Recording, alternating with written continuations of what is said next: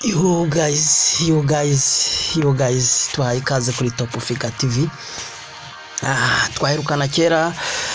Rero uyu munsi tugiye kongera kuganira gusubukura ibiganiro kuri Top Figure TV. Yaraheze iminsi, yarashize iminsi itari mike. Rero turagarutse tuje kuganira by'ukuri. Hari agakuru tukuzaniye, hari amakuru tukuzaniye kuri Top Figure TV.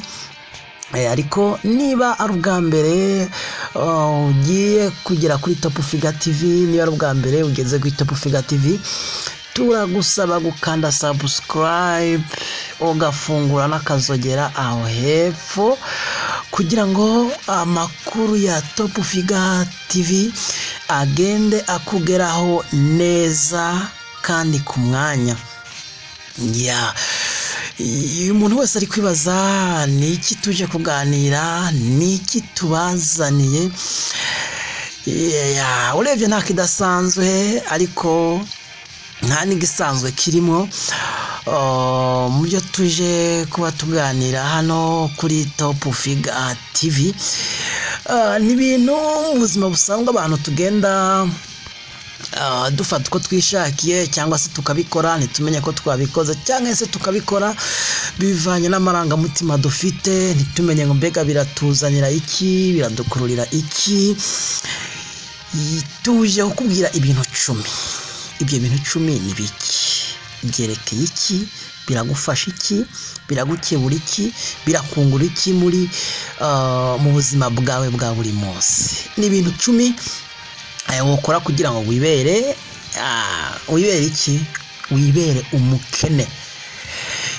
Abantu benshi rero bamenyereye baza bakatubwira ibintu twakora kugira ngo tube abakire, ibyo twakora kugira ngo tube abantu bo hejuru, ibyo twakora kugira ngo twemerwe.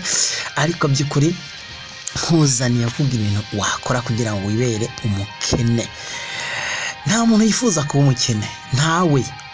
Nanjye ubwanjye ntabwo nifuza kuba umukene. Ariyo mpamvu gusaba gukanda subscribe, ugafungura akazogera aho hepfo, ugakurikira ibiganiro byacu. Muri comment uratubwira, ukande like. Twagiye. Icyambere nukuri kirasekeje, kiravuga ngo tangura wiyegereza abakene ugendane nabo. Iyo ni ingingo ya mbere igusaba kwibera umukene. Tangura cyangwa se tangira wiyegereze abakene ugendane nabo, ngo bazaguha ibitekerezo cy'uko wakwibera umukene. Iyi ngingo igira kabiri, niba hakubwira opportunities runaka yakuzanira amafaranga, iyo opportunity ntuzayemere, uzayipinge, uyihorere, uyitere umugongo.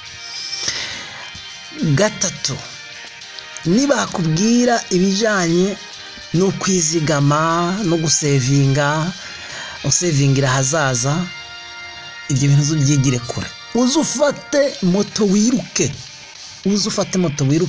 ibintu bize binagufate, ntibize binakugera inyuma. Rwose amafaranga yarose yose muvandimwe, amafaranga yarose yose uyarire rimwe, ukayizorondera andi.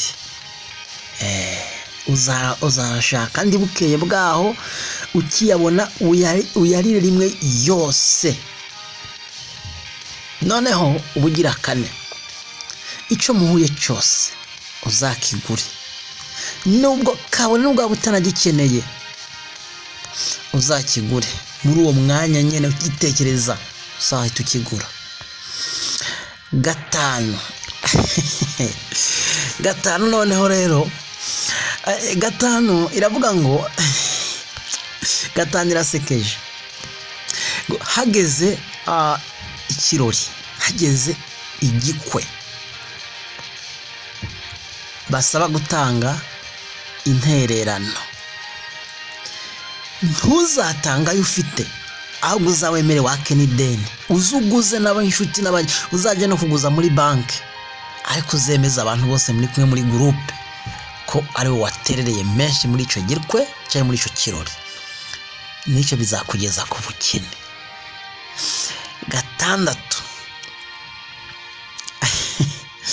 Gatandatu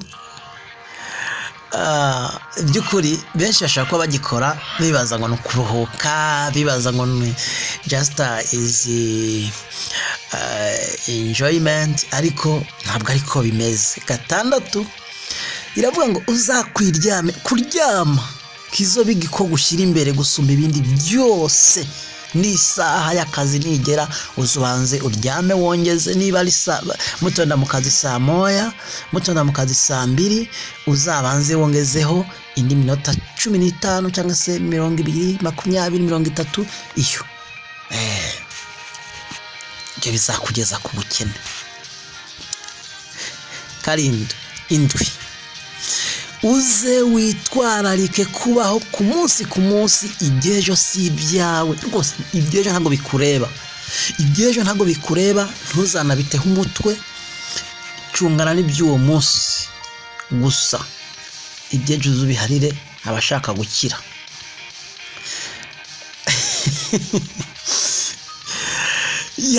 By'ukuri utu natekereje kutubagezaho, kugira ngo umuntu wese amenye ibyo akora iyo bimwerekeza, amenye ibyo akora icyo bizamugezaho. Niba ukora kimwe muri binakubwiye n'ibindi ngiye kukubwira bisigaye, ubwo umenye nyine ko bifite aho biri kukuganisha. Icya 8, ntuze wigere uha agaciro umwanya. Reka icyo wari gukora saa moya uragomba ugikore na saa 3 na saa 4 na saa 5. Ibyo ntacyo bitwaye, birakuganisha mu bukene. Ntacyo bigutwaye pe, birakuganisha mu bukene kuko nibwo wahisemo. 9,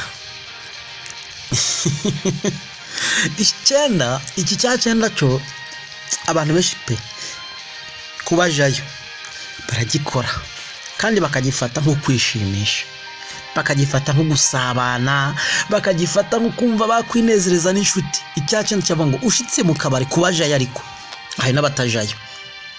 Ushitse mu kabari abantu bose uzahasanga, uzabasengerere, uzabagurire kugeza amafaranga wategekanya yose ashize. Nayo utategekanye uzahamagare no mu rugo bakohereza ndi, ariko uzagurira abantu bose usanze mu kabari. Nubona abo usanze mu kabari bose badakwiwe, utabamaze, tuma kwandi mafaranga, hamagara mu rugo bakohereza ni mafaranga, ariko ushimisha inshuti uzigurire. Iyo ni inzira ikuganisha ku bukene. Icya 10 ari nacyo cyanyuma. Imbere yuko nkubwira icya 10, ibi bintu 9 amaze kuvuga usanzwe ubikora.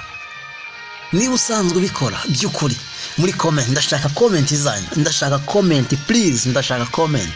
Umbwira umuntu yagerageje gukora ibi bintu uno munsi yaguze imodoka. Umbwira umuntu yagerageje gukora ibi bintu yaguze, reka tuvuge imodoka, igare, yaguze igare niyo nshaka. Umuntu yakuye igare muri ibi bintu, umuntu yakuye moto muri ibi bintu, umuntu yakuye inzu muri ibi bintu, umuntu yakuye imodoka muri ibi bintu, ndamushaka hepfo muri comment. Guys, icya 10, umuntu yagize icyo akora muri ibi bintu bikagira aho bimugeza kuri ibyo muze, hepfo muri comment guys, ndabakeneye. Rero ikindi cya 10 nacyo cyanyuma, ndakwinyize niba ushaka kuja mu bukene, niba ushaka ubukene bukugeraho, abantu bose wowe uzagumubabona nk'ibicucu, uzababone nk'atacu bamaze imbere yawe, uzafate ko ari wewe uzi ubwenge wenyene, uzafate ko ari uri umuhanga wenyene, ntihagire inama y'abandi bantu uzigera wumva. Rero yes guys, ngibyo ibintu 10 ugomba gukora ukiganira mu nzira itukura y'ubukene. Dusubire mu kanya tugusaba gukanda subscribe, tugusaba gukanda share, comment aho hepfo. Niba ikiganiro cyakunyuze udusabe tukuzanira ikindi. Ibiganiro birahari rwose, ibiganiro birahari rwose, ibiganiro birahari. Rero turagusaba ukanda subscribe nkuko twari twabivuze, ukande na share kugira ngo abantu bamenye niki cyabageza ku bukene. Harababishaka, harabashaka kwigumira mu bukene, harabashaka kwigumira mu bukene. Abo bantu turagomba kubafasha, turagomba kubafasha. Rero wakoze kubana natwe kuri Top Figure TV.